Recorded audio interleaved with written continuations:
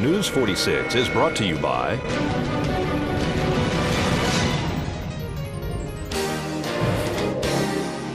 Southwest Medical Associates. Look for news about their latest healthcare center opening soon in your neighborhood. Southwest Medical Associates. Now that's powerful medicine.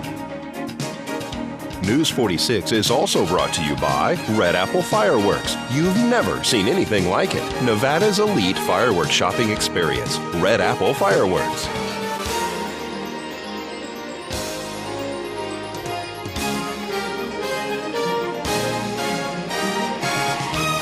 Tonight on News 46, Nye County Sheriff's apprehend a fugitive. Emergency crews respond to a structure fire.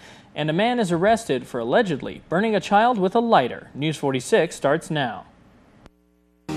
You're watching KPVM News 46 with Rick Vale and Rhonda Van Winkle.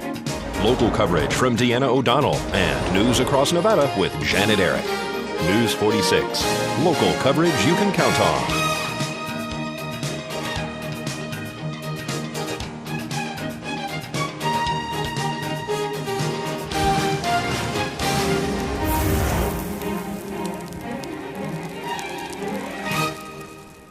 Good evening, it's Wednesday, June 8th, 2011. I'm Rick Vale. And I'm Rhonda Van Winkle for News 46. Topping our news tonight, Nye County Sheriff's deputies apprehend a fugitive on the run this morning after an extensive 4-hour search. The call was initiated by the car's OnStar service after the car was reported stolen from the Las Vegas area this morning. Sheriff Tony DeMeo explains. And what it was is that we had an alert from OnStar that they were tracking a vehicle. At that time, Nye County Sheriff's Office responded to the location, were able to corner the vehicle, at which time the suspect bailed and went into the mesquite he bailed on Jackie and Jean, and he went into the mesquite between Jean, Homestead, and Mance. At that time, other units from Nye County Sheriff's Office responded and started doing a perimeter. I was alerted. I got my personal vehicle, and I got my personal dog, Diesel, and then we started to join the manhunt. At that time, we had information the suspect was traveling west from the location, and the other units started relocating in those areas, trying to corner north the area. My Diesel had actually alerted on an area in the mesquite, so I just went back to check because there was a lot of rabbit activity. I didn't know it was alerting of rabbits or something else. As I got back into that location, my dog Diesel started alerting on a bush at that time a mesquite grove, and at that time I saw the suspect come up out of that. He started heading towards Homestead. I got it on my phone and notified dispatch that we actually had a suspect, and we actually had a description of suspect at that time because it was very vague. Then the suspect proceeded towards Homestead. I came back around with my personal vehicle. Then he went back into the mesquite area. As I come back around that area, he ran across towards the VFW, at which time multiple units then proceeded that area.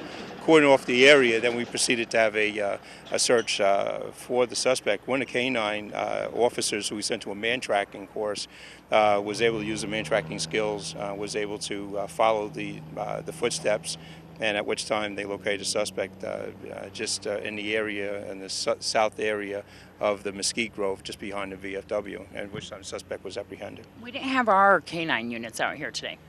No, the canine units, they were responding from the house, and it's kind of difficult in the heat, but I was able to have my dog, and my dog has trained to a certain level. I didn't bring him with the canine training, but he's a protection dog, and he's also a dog that is trained in tracking.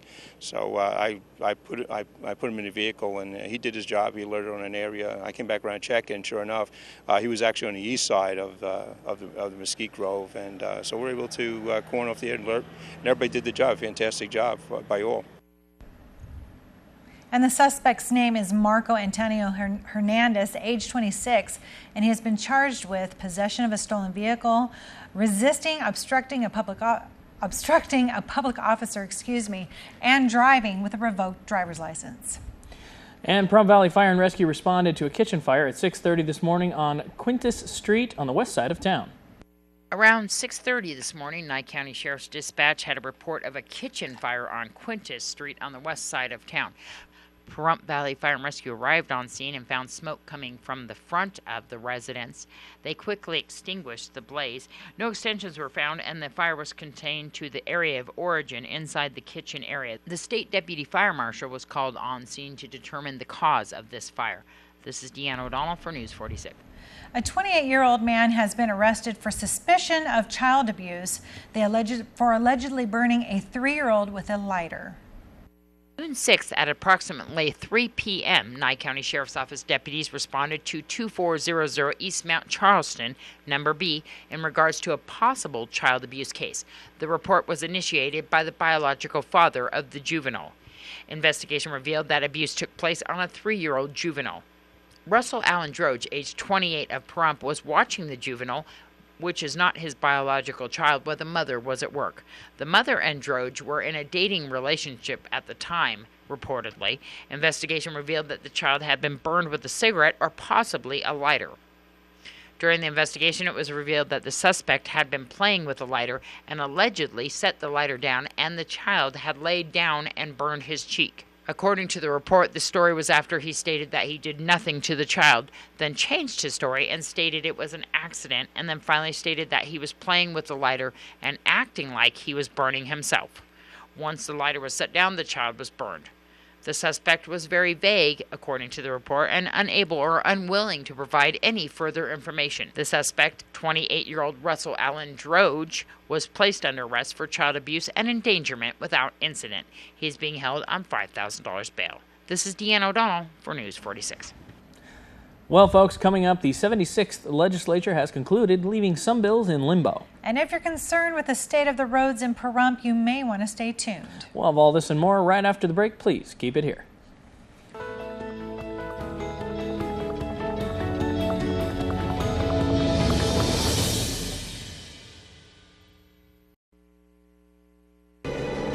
News 46 is brought to you by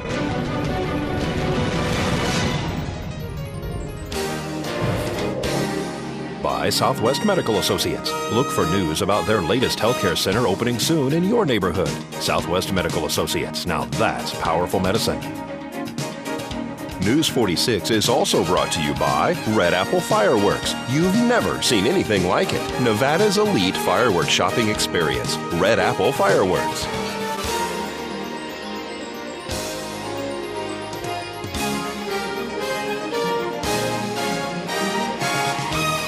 Welcome back to News 46. Nye County Sheriff's Office deputies responded to a report of a sexual assault leading to one man being taken into custody.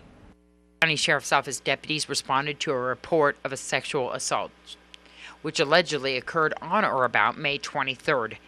The adult female victim alleges that Thomas R. Shiloh, age 58 of Pahrump, sexually assaulted her.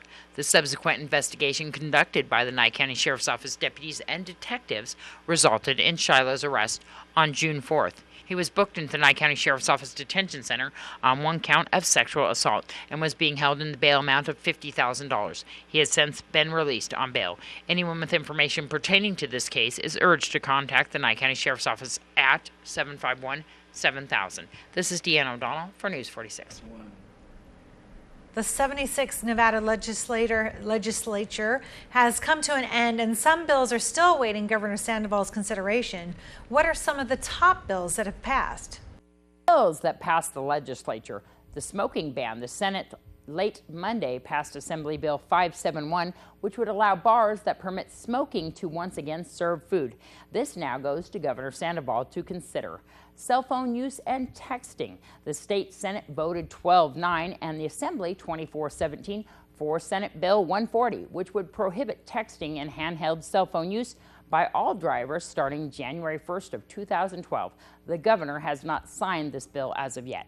Transgender rights. 3 bills were signed into law that prohibit discrimination against transgender people. AB 211 prohibits job discrimination against transgenders.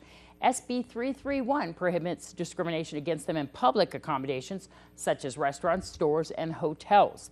SB 368 prohibits discrimination against them in housing such as the sale and rental of homes and property.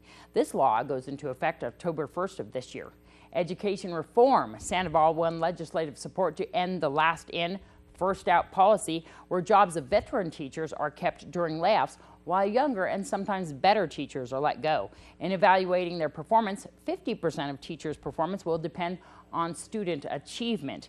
Teachers, however, now will be given a 3 one-year probation period, not 2 as under the current law, before they are fired for insufficient job performance. Schools are also required to set up performance pay incentives for teachers by 2014. The governor also was given authority to name the state superintendent of public instruction, and the State Board of Education was revamped into a 7-member voting board with 4 members elected and 3 appointed by the governor, State Senate Majority Leader, and Assembly Speaker. The new election provisions go into effect January 1st of 2012. Identity theft, Sandoval signed Assembly Bill 18, which extends the statute of limitations on crimes involving identity theft to 4 years after the time when the victim discovers his identity was stolen. Animal cruelty, legislators approved Senate Bill 223, which makes it a felony punishable by a year or more in prison to deliberately torture or maim an animal. Eminent domain for mining, Sandoval signed Senate Bill 86, proposed by State Senator Sheila Leslie from Reno. It repeals the state law which allows the mining industry to use the power of eminent domain to take private homes and ranches for mineral exploration. Sexting, Sandoval signed Senate Bill SB 140, which treats sexting or texting or emailing of sexual images by minors as a non-criminal act. The judge will determine the penalty for young violators. If an adult commits the same crime, he could face a child pornography charge and would be required to register as a sex offender. I'm Deanna O'Donnell for News 46. The wife of current Las Vegas Mayor Oscar Goodman is taking over his title. Early voting, mail-in ballot, and early election day results Tuesday show Carolyn Goodman earned 60% of more than 45,000 ballots cast. Clark County Commissioner Chris Giunciliani also campaigned for the job, and her campaign said she was prepared to concede late Tuesday. And if you're concerned about the state of the roads in Pahrump, you may want to listen up. The Board of County Commissioners meeting, Agenda Item A, talks to Rudy Molfabon on the Nevada Department of Transportation about possible road improvements that may be coming our way. The previous transportation issues that have come up from Nye County, the desire to widen from Calvada to the Nye-Clark County line. That project is still on the long-range element. The desire is to have widening all the way from Las Vegas to Pahrump on State Route 160, but it's going to take a while with a lack of funding for a lot of that. But I see it as a high priority for Southern Nevada. So I've been pushing for that to continue, and I'm glad that at least we're proceeding with the environmental clearance, because we have to go in steps and get an environmental clearance first, see if there's additional right-of-way or other issues for drainage that we have to take care of, and then eventually get to the construction phase. You got plenty of right-of-way, just build it. Other issue of flooding on State Route 372 in Banovich, there is a project to just extend the pipes and clean them out.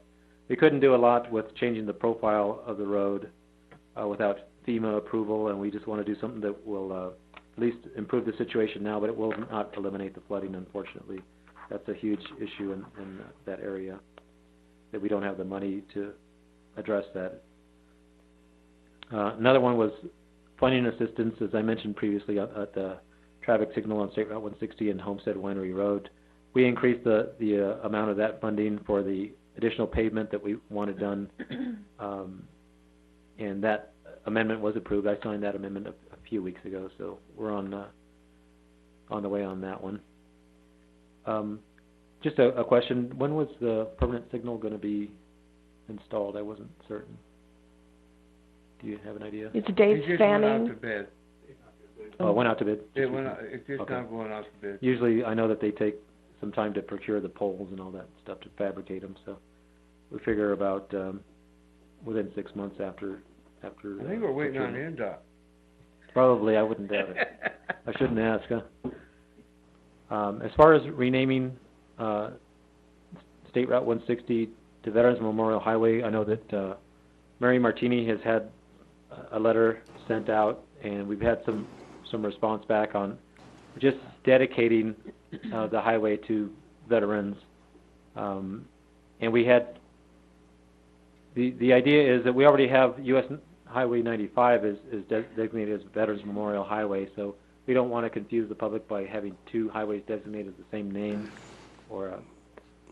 So what we're proposing is do something similar to what you see around Searchlight. This, instead of highway segment, I think it was just going to be this highway dedicated to veterans. Gulf War veterans. That's what you do outside of And it was, I think it was Hawthorne. just a generic statement. Highway dedicated to United States veterans. Yes. So I have a letter dated May 2nd from Mary about crosswalks at Saddle West. Did you have anything further on that? We were real close on that. We were a medium category 49.83, and we only had to get a little over 50 to qualify. So do you have anything on that? Or? No, I know that she's checking into that. We'll have a response back to you, Commissioner, and to the County Commission on that issue of the crosswalks. And also, we are looking at traffic counts and crash data at the issue of roundabouts and traffic signals and warrants. So we're looking at specifically State Route 160 at Mesquite Road, State Route 160 at Wilson, State Route 372 Pahrump Valley Road, and State Route 372 at Blag.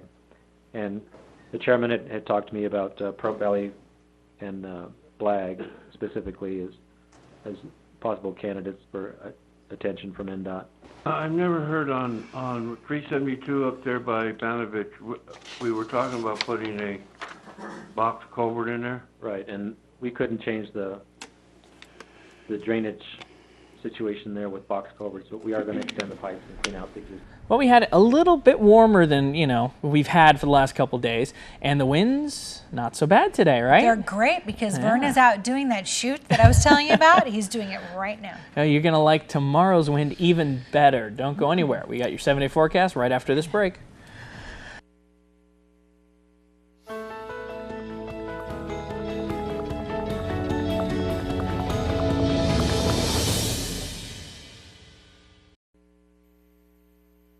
News 46 weather is brought to you by your local dairy farmers. Dairy products are very important in maintaining a healthy body. For more information, you can visit their website at nevadadairycouncil.org. Hey everyone, welcome back to News 46. I'm Rick Vale with your weather. We had a sunny day today, 88 for our high, winds out of the southwest at up to 16 miles per hour, so not too breezy either. Pressure holding steady 29.86 on the barometer. Our UV index was 9, which is pretty much the norm this time of year. Sunrise at 5:26 a.m. and a record 111 degrees back in 2005. Looking at tomorrow, going to be clear, or tonight rather, clear with a low 66, winds out of the south at 13 miles per hour. Sunset will be at 7:59 p.m. and a record low 52 degrees in 1995. Tomorrow, partly cloudy skies, a high of 92, a low of 68, gorgeous way and winds, north-northeast winds up to 9 miles per hour. That's it. It's going to be a pretty calm day as far as winds go, so if you wanted to do anything outside, tomorrow's the day to do it. The UV index for tomorrow is 9, which is very high, and sunrise will be at 5:26 a.m. Moving on to our 7-day forecast, looking at Friday, gusty winds, 30 mile per hour gusts expected, 94 for the high, 64 for the low. Saturday, 29. Actually, Sunday 29, Monday 29, Tuesday 29, pretty much 30 mile an hour winds across the board. Saturday 89 for the high, 62 for the overnight low. Sunday looking at 90 for the high with 64 for the overnight low. Monday 93 with 65 for the overnight low. Tuesday looking at 96 degrees with 67 for the overnight low. And as you can see, next Wednesday we're expecting, maybe if it holds true, our first triple-digit temperature of the year with an overnight low of 74. Now, worst weather in the nation today is Duck Lake, Michigan for strong thunderstorms. And I got to tell you, with the heat rolling in, we could probably use a couple of those. So is it all or nothing? It's like you either have a lot of wind or no wind. Yeah, what can I tell you? We got no wind tomorrow, which is going to be really nice. And then the day after that, bam, 30 miles. And 30 miles a whole tomorrow week. we'll be complaining there's not even a breeze. I'm dying, right? Probably. We're never happy. Never happy. Okay, well, Pahrump never ends with excitement. A special election congressional candidate debate will be held the evening of June 23rd. Be there at the Pahrump Nugget. Donations at the door will benefit Meals on Wheels. And the Bureau of Land Management cordially invites the public to their third annual open house, June 9th from 5:30 p.m. to 7:30 p.m. at the Pahrump Nugget. This event is co-hosted by the U.S. Fish and Wildlife Service and the U.S. Forest Service. Okay, and an estate sale is going on Thursday through Sunday from 7 a.m. till whenever, they're saying. Whenever. So I guess when it's done, it's done. That's so right. be there, probably the earlier the better. The sale is being held at 930 South Woodchips Road. All right, folks, and that's going to do it for this edition of News 46. I'm Rick Vale. I'm Rhonda Van Winkle. From everyone up here on the Hill at KPVM, we wish you a safe evening. We'll see you here again tomorrow night. Until then, good night, Rob. Good night.